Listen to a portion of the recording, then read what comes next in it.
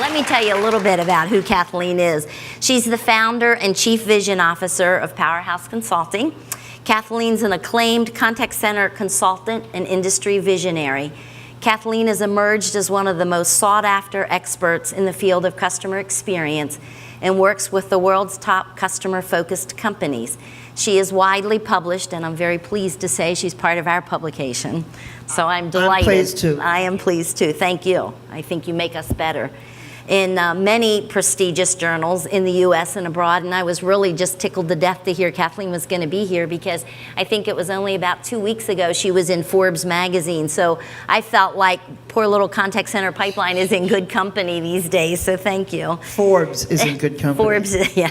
Kathleen's a featured speaker at conferences and Fortune 500 companies. She's shared her humor, her philosophy, and her experience in keynotes in the US, London, Paris, Turkey, Dubai, and Hong Kong.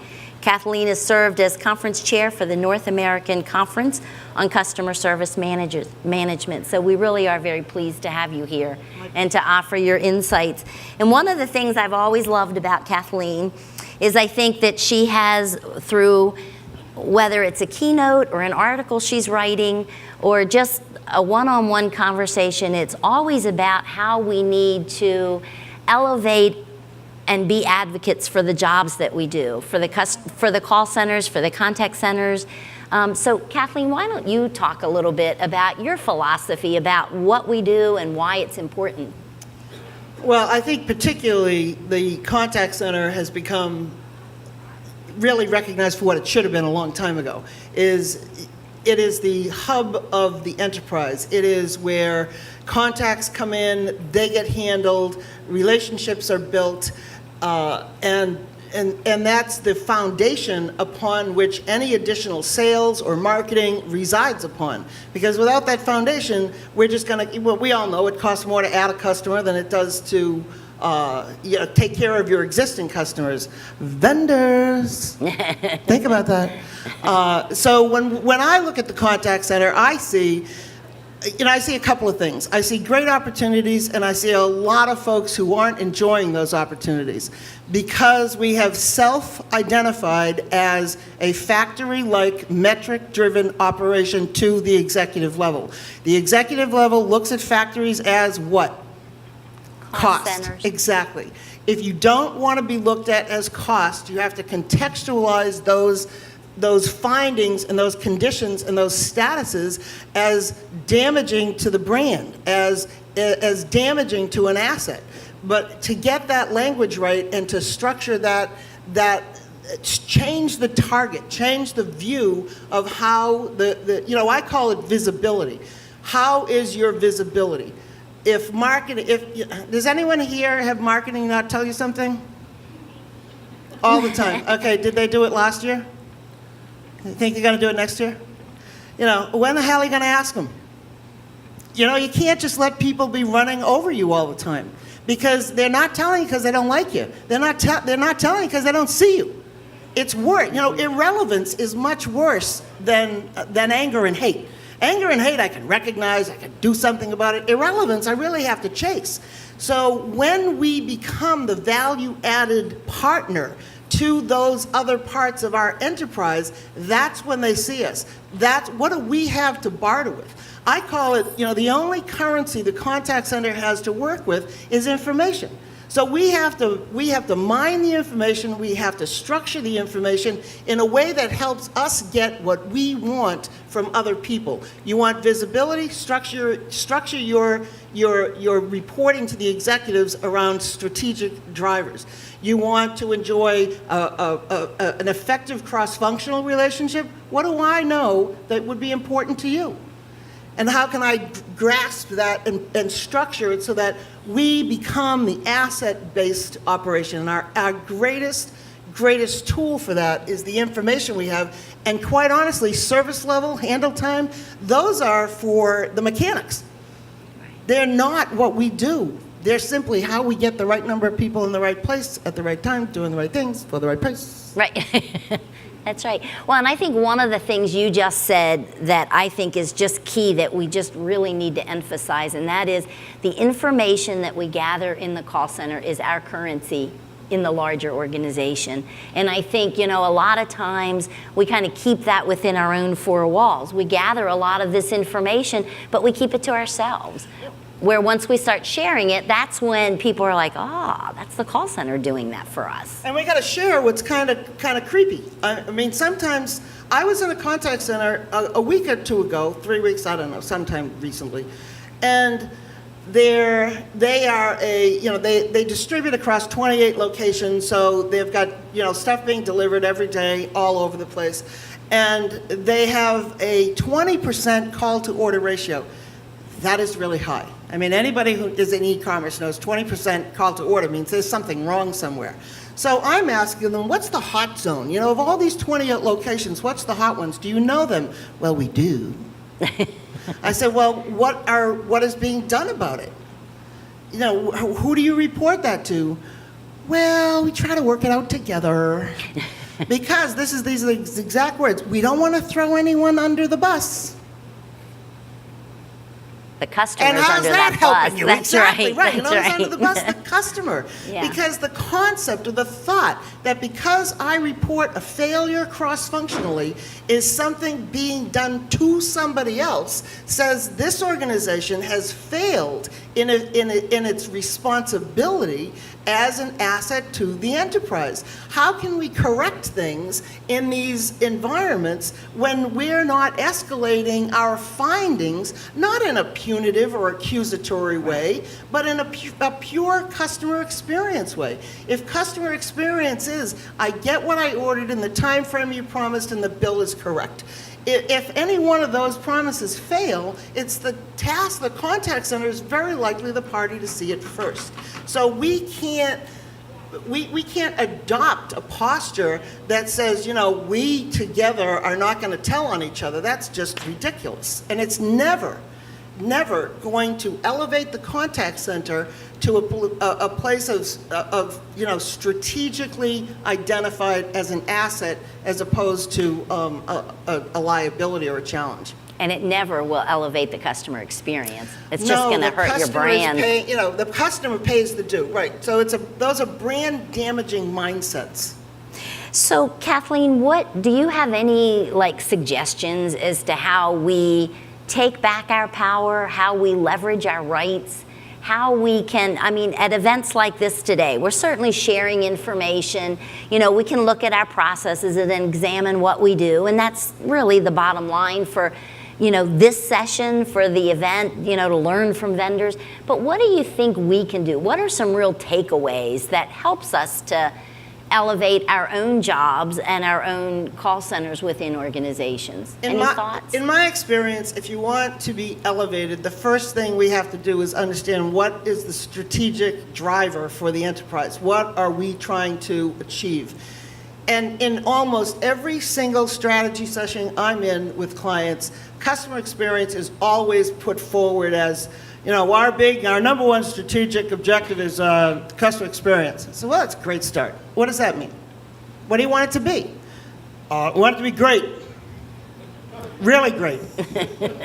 Spectacular. We want to surprise and delight. For sure. And then I say, well, what does that mean? And then they go totally silent. I was in a room with a CEO and his staff, and when they said they wanted the experience to be great, and I said, well, tell me what that means. And there was dead silence in the room, and he couldn't even look up from his paper. He said, I'm completely embarrassed that this team can't answer that question. So think about the fact maybe they don't have that answer yet. Maybe you go through your team and you sit down and you say, what are the 10 behaviors that represent the experience our brand is promising in the marketplace? How good a job are we doing at identifying those behaviors, at supporting those behaviors, at supporting the processes that drive those behaviors, and then contextualize your reporting in that, or send up a little map that says, here's our vision, we've identified the following 10 factors for the contact center for the customer experience. Does that align? So instead of just the only time you're interacting with senior executives is when you're sending some report nobody's going to look at, or they're going to look at it and think, wow, these people are costing a whole lot of money. And that is we want to say, cost is a noun or it's a verb. If you're costing me more money than I think you're worth, then I'm going to try to cut your operations down. But when we become proactive in terms of what contributions we're making to the brand and to the experience, because trust me, for many of us, the experience has yet to be defined. The contact center is the place where we can define that experience. Once that experience is defined and shared, now we have the ability to say, well, we're all nodding our heads, that's right. Here are the processes and technologies that are required to execute on that promise you just agreed that we were going to do. Important. So now I have a framework for when I want my executive team to invest in a tool, I can't ask them if they would you buy me a workforce management system, please? Why? So you can schedule all those expensive people we have down there? Do it yourself. No, I want to say I'm going to be better prepared to accomplish the following if we invest in these tools that will support our objectives. I will take people, out of people who hate math and are trying to do spreadsheets doing workforce management tasks by replacing that with a system that will allow me to put resources where they really need to be. It's about context. It's about contextualizing what we see, what we do, and proactively being the people that reach out across the enterprise. Because some people say, well, they don't even know about us. You don't know. There may be a hand up there reaching down. If you're never reaching up and grasping for it, you're missing opportunities. And if you suffer from over-identification with the troops, as in my experience with we don't want to throw anybody under the bus, that is bad for the department, it's bad for your career, and it's bad for the people who are being protected because it's not helping anything, and it's pushing down on the organization as opposed to lifting it up. Yeah. The other thing that you mentioned when we were having a chat about today's conversation up here, you mentioned how important it is that we communicate in the right language. And one of the, one of the examples you used on the phone was that we may not want to report up the chain about abandoned calls, but maybe what we want to call that going up to senior level is missed revenue. Right. It's all context. Everything that we do is context, because a lot of us don't have the time or the energy to structure context around strategy. You want to find out what's important to the enterprise, just read your annual report. The executive's letter about the future tells us all we need to know about where we're trying to go. And just brainstorm with your people about what is good for the enterprise. I had a conversation, we're doing a lot of work in healthcare right now, so I had a conversation with people last week where we had a marketing contact center, we had a scheduling contact center. Now, neither one of them have more than about 14 people in them. Both of them are failing miserably. One of the reasons they're failing is they have everybody carved up into a group of 1, a group of 2, a group of 3, a group of 4. And when asked, why are you doing that? Because they're complaining, because they're not achieving anything. It's like, well, we're different.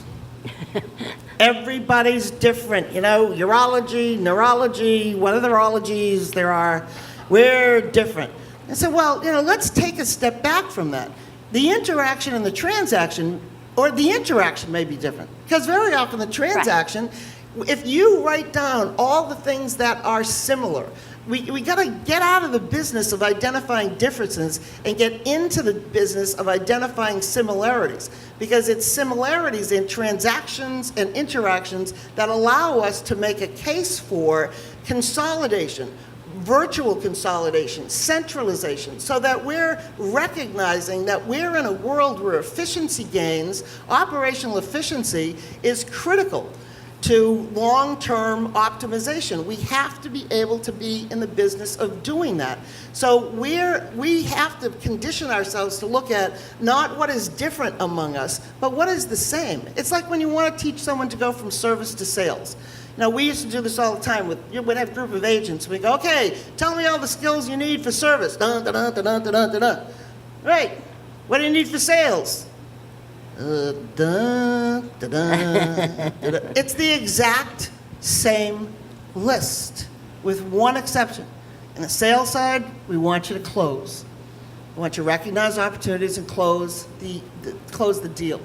But if we consistently focus on what's different from one group to another, from one operation to another, then we never get to the similarities.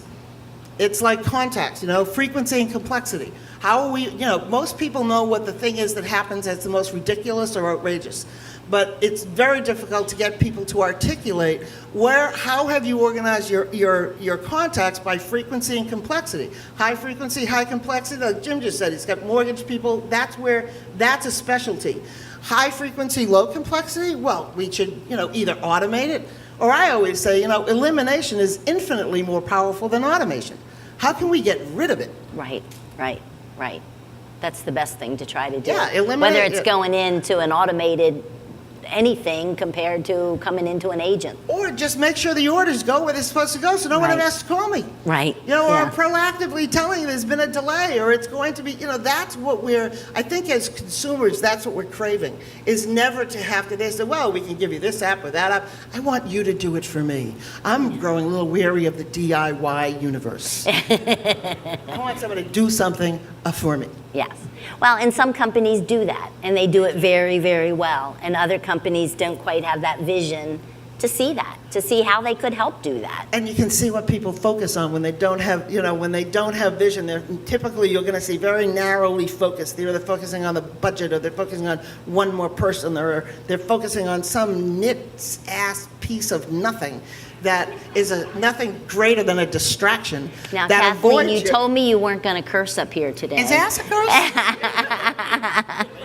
No, it's did not. That I missed that memo. Hey, this is the Patriots, man. Yeah, that's right. There are some here. Here, that's right. That's right, there are. And I think they may be practicing here today, I heard. Some of those. Yeah. Does anybody have any questions for Kathleen? I mean, we could stand up here, and I know she could talk for days about this. I could talk. I do sometimes. Well, and you're very passionate about it. And I think that the thing that I always enjoy after I've had a conversation with you, whether it's a 10-minute phone call or not, I hang up and I feel impassioned. I hang up and I feel enthusiastic to go out there and just do something different because Kathleen thinks I can. But are there any questions that you all have? I encourage you to ask her, since we have this opportunity here to chat about that. And now we even have a microphone, so we've got to have a question. There must be one question. Yeah, just one question. Well, scared you all, didn't I? Yeah. We'll pick someone. Yeah, uh-oh. Well, I do think that we are in a different era for our call centers. I do think that, as we've certainly talked here today, we have technology that leaves us with a lot of complex calls. I think that we have strategies within an organization where they do want us to perform more. Some of the other things that we were even talking about at our lunch table, we have such a difference in the ages of people that we have to deal with in our call centers. We have folks, I heard my mom on the phone the other day, she's 88 years old. She was in an IVR process and she was like, well, thank you, ma'am. And then she's like, but they're not talking to me, and she's handing me the phone, and I'm like, Mom, there's nobody there. Compare that on one end of our spectrum where we have more folks like that. Thank God, we're all living longer, compared to the other end where you've got my kids on the phone and they are just totally impatient. They're like, I want it, and I want it now. Like, well, that's true. Why do I have to call you? Yeah, well, yes, but they're certainly on the internet, and they have an expectation for a different level of service. So I think that while we certainly have seen an explosion in our technology services and what they can help us do, we're certainly at the same time, even with their help, challenged a lot more by what we're finding in the experiences in our centers. It's changing, boys and girls. It's changing. There's more gonna be demanded of every person who chooses this as a path. But as we all know, you never choose this. Somehow we all roll into this job.